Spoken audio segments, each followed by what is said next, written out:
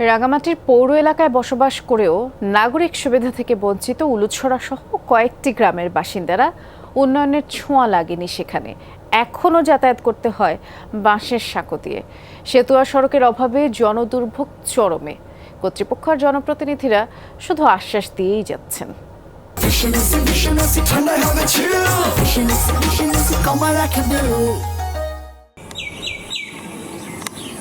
কয়েক যুগ আগে রাঙামাটি সরকারি কলেজ এবং আনসার ক্যাম্পের জন্য জমি অধিগ্রহণ করায় সেখানকার বাসিন্দারা উলুছড়া, নোয়া আদম, কাটাছড়ি, আলুটিলা সহ কয়েকটি গ্রামে বসতি গড়ে তোলে। তাদেরকে এখনও যাতায়াত করতে হয় বাঁশের সাঁকো দিয়ে। রাঙামাটি পৌর এলাকার ৯ নম্বর ওয়ার্ডের অন্তর্ভুক্ত হলেও বাসিন্দারা নাগরিক সুযোগ সুবিধা থেকে বঞ্চিত। দুটি বৌদ্ধ বিহার, দুটি স্কুল এবং একটি টেকনিক্যাল স্কুল অ্যান্ড কলেজ স্থাপিত হলেও নেই গাড়ি চলাচলের মতো রাস্তা। রাঙামাটি পৌরসভায় বসবাস করার ফলে রাঙামাটি পৌরসভার সুবিধা পাওয়ার কথা ছিল, কিন্তু আজকে আমরা এই পৌরসভার সুবিধাগুলো পাচ্ছি না। রাস্তা নাই, হস্ত আমার মাল বিজি দিয়ে অসুবিধে হয়, তো অসুখ বিসুখ হলে এখন অসুবিধে লাগে, যেতে পারি নাই। বিষ ফাইলাম না, রাস্তাঘাট বেড়ে হবে, রাস্তাঘাট ফাইলাম না, ব্রিজ খাইবার ব্রিজও ফাইলাম না।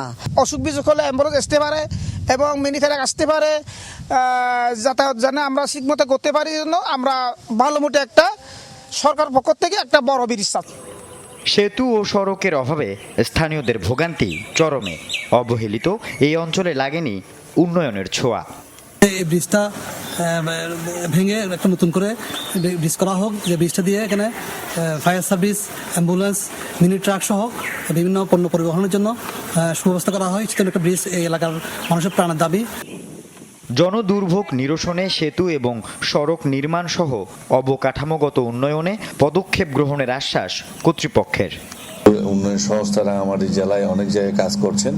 সে ব্রিজটা করে দিলে বাকি রাস্তাটুকু আমি করব, এবং কাটাছড়ি যাওয়া পর্যন্ত আরো প্রায় 3টা ব্রিজের, ছোট ব্রিজের প্রয়োজন হবে। সবচেয়ে ব্রিজটাই বড় হতে পারে। বর্ষা মৌসুমে খুব কষ্ট পায় ওখানকার রুগী আনতে, স্কুল কলেজ পড়ুয়া ছাত্রছাত্রীরা পারাপার হতে। এই জন্য ওখানে প্রাথমিকভাবে আমরা একটা ফুটব্রিজ দিয়ে শুরু করতেছি।